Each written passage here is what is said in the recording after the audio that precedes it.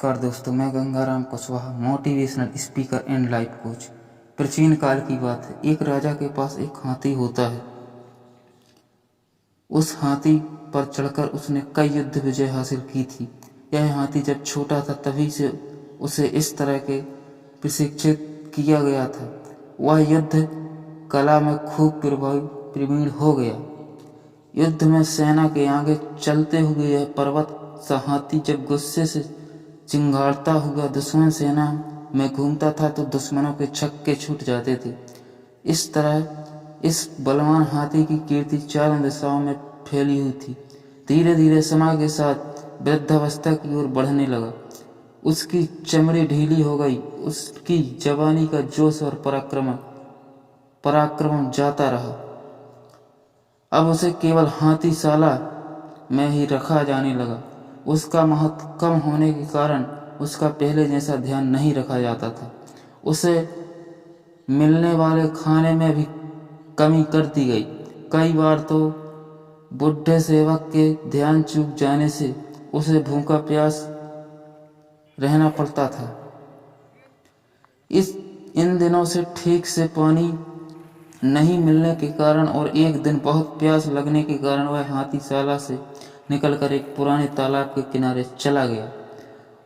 वहां उसने खूब छक्कर पानी पिया और नहाने के लिए गहरे पानी में उतर गया। लेकिन तालाब में ज्यादा कीचड़ होने के कारण वह वृद्ध हाथी उसमें फंस गया। वह जितना कीचड़ से निकलने का प्रयास करता उतना वह अंदर धंसता जाता। ऐसा करते करते वह गर्दन तक कीचड़ में फंस गया। वहां आसपास के लोगों ने उस हाथी को पहचाना कर उसका समाचार राजा पर पहुंचाया। राजा ने तुरंत ही उसे निकालने का आदेश दे दिया, लेकिन बहुत प्रयासों के बाद भी वह हाथी को नहीं निकलवा पाए। सभी उसे मौत के मुंह में जाते हुए देखने को विवश थे। तभी एक मंत्री ने राजा को एक युक्ति सुनाई।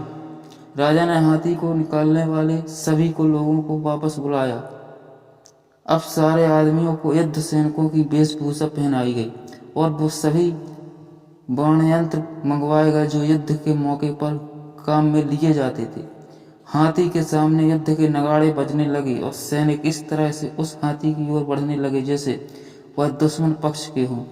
यह दृश्य देखकर उस हाथी में गजब का जोश आ गया। उसने जोर से चिहाड़ा लगाई और दुश्मन पर हमला करने के लिए अपनी पूरी ताकत का इस्तेमाल करते हुए कीचड़ को रौंदते हुए तालाब के किनारे पहुंच गया और दुश्मनों पर हमला करने के लिए दौड़ने लगा। आखिरकार उसे नियंत्रित कर लिया गया। इस तरह वह हाथी अपने मनोबल के कारण अपनी जान बचा पाया।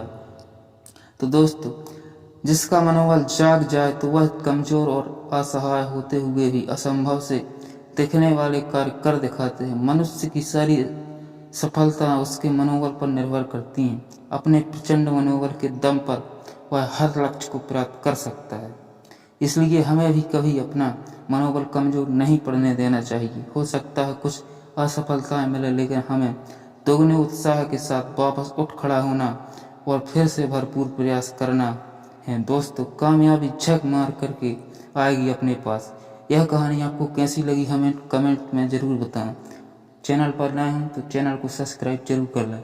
चलिए दोस्तों, मिलते हैं अगले वीडियो में। जब तक के लिए जय हिंद, वंदे मातरम।